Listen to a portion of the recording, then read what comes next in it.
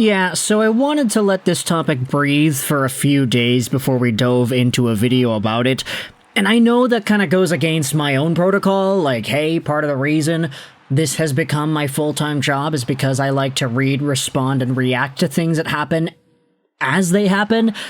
But for this, I feel like waiting a little bit was the necessary move, because this topic that we're going to talk about in this video, it has been one of many topics that has been introduced in the forefront of Vancouver Canucks fans because of some commentary made by Jim Rutherford, the team's president of hockey operations.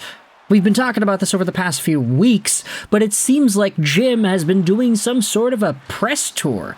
He's been going on the podcasts, he's been going onto the radio, he's been talking at length about various Vancouver Canucks-related things when he really doesn't need to. And a lot of fans are kind of thinking and talking about how, hey, this guy doesn't shut up ever. He talks and talks and talks, and in some case he makes situations worse with the commentary that he provides because he's so brutally honest. Like, you can applaud the guy, at the very least, for not sugarcoating anything.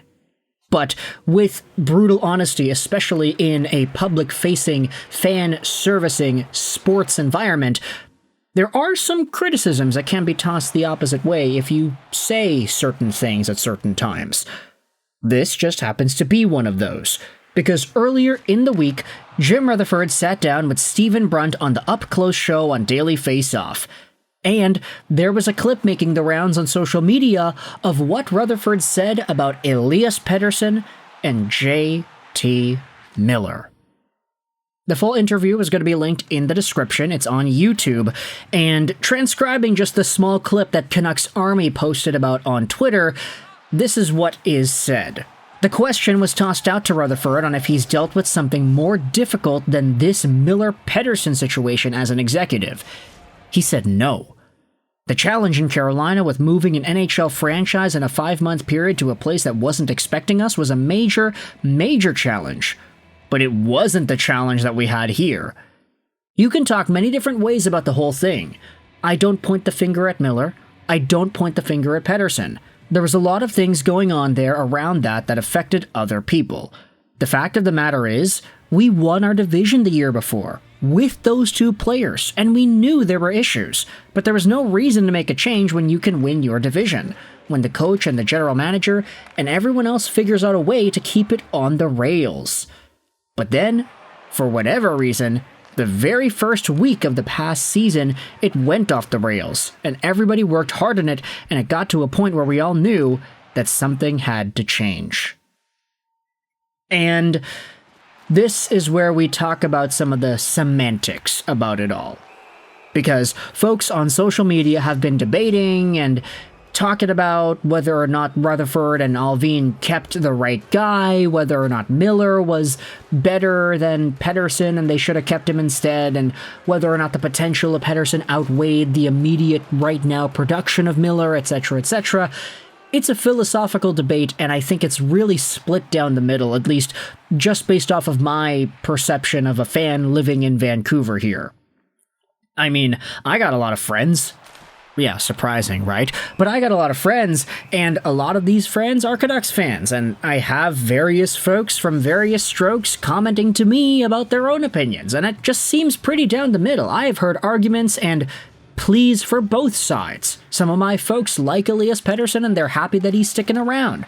Others are saying, hey, they should have kept Miller. He's a much better player. It's so nuanced, and I think it does expose a big part as to what each individual person values, depending on whom it is they prefer more over the other in this situation. But Jim Rutherford going out there and talking about why they didn't make a move sooner, despite the fact that they knew that this problem existed, hey, it makes sense. The fact is, the Canucks had these two guys that weren't really getting along. They don't play PlayStation together, in the words of Rick Tocchet. But they still won the division together, and they were each top of the league in scoring at some point throughout the year. It just didn't work out as the years continued.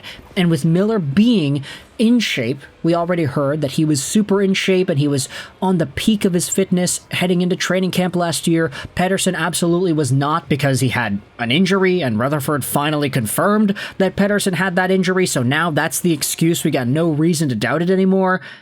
With PD not showing up to camp in shape, and maybe some other younger guys not doing it all too well either, with Miller getting frustrated and pissed off at that too, it didn't make the situation any better, and now we're hearing that maybe things got as bad as they did super early on. Rutherford says here it all happened in the first week of the season. That's when things got off the rails. Everybody worked hard, but it didn't fix itself, and the team wasn't willing or able to continue. And piggybacking off of this discussion, I kind of wanted to shift gears a little bit. I wanted to go over to a tweet that I saw, posted by Nikhil on May 17th, so yesterday. I saw this thread, and I kind of got a kick out of it because a lot of people were reacting in a positive way, a lot in a negative way too. It's kind of divided at the same time. Nikhil said this yesterday: Vancouver, where we glorify quitters and tear down our homegrown superstars. Miller and Tocchet are quitters.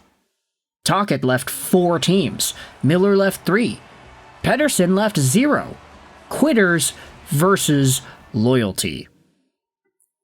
And I wanted to describe some of the nuance here, just kind of go over these ideas. There was a funny reply: Pettersson left Vecqua. Okay, yeah, like, of course, yeah, like, he did. Duh, of course he left Vecqua, his gosh darn Swedish Hockey League team, where he won the damn championship and was the MVP and the Rookie of the Year in the entire season. Like, he was amazing there, he had nothing left to prove in Vecqua.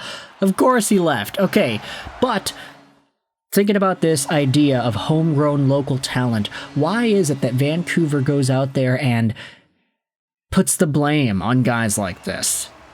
Well, ultimately, it's because Pettersson kind of sucked. That's why. Not to discredit Nikhil's point here, I do agree to an extent that it does feel a little bit iffy that Rick Tocchet was in a spot to leave and abandon the Canucks in the way that he did. JT Miller, he was the guy that also subtly requested a trade because of how things would not be able to work out with him and PD. That's not wrong. I don't think it's a disagreeable point that he decided to leave. But ELIAS Pettersson getting the brunt of the hatred that he has gotten, I know Nikhil isn't saying that PD is getting this hate because he's a homegrown talent, he's getting the hate because he kind of stunk.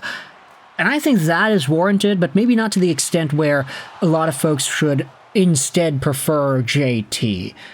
I think Nikhil's pinned tweet, which is also available on his profile, is the most accurate way to describe it. I'll die on this hill over here, he says. I would rather keep a 26-year-old that scored 100 points in the past in hopes he finds his form than trade him while his value is at an all-time low. This is no means a defense of his current play. That, I think, is something that we can all agree on, right? Pettersson's value is lower, thus you would probably get less for him. And also, he had this crazy good season before, and he has been good before. Is it really likely that Pettersson is the first player in NHL history to have such high highs and then completely fall off the face of the earth in the next few years? I'd hope that he's not the first guy to ever do it, but it doesn't seem likely. Hopefully Adam Foote is able to bring the best out of this dude and fully get Pettersson back up to form.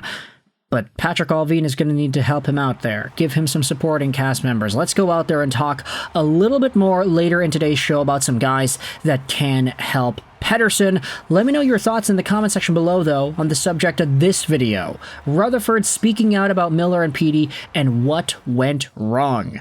Let me know in the comments all your opinions as to how Vancouver fans reacted to this, and what are your own perceptions as to this human-to-human situation unfolding the way it did in Vancouver. I say human-to-human situation because it doesn't seem like this was a hockey thing.